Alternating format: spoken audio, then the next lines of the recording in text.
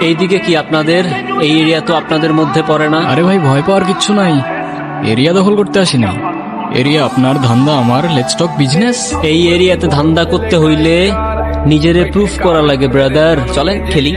এত চাপ নিতে পারবি? এটা সমুদ্রের তলা, শুধু চারিদিকে পানি। ওই দেখ দেখ, ওরা করতে আইছে ধান্দা, দুইটা নতুন আমদানি। আমার হোমিজ আমার সাথে। দেখ, আমি তোর পথের কাটা।